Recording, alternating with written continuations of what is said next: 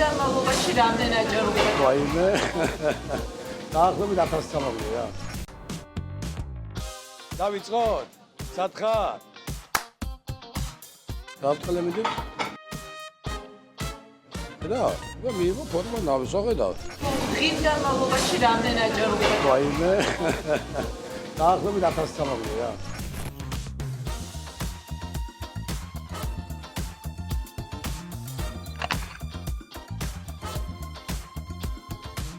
გავრცელებული ლეგენდის თანახმად, რას გავს დავით ჩვენი ხაჭაპური, რას ადარებთ?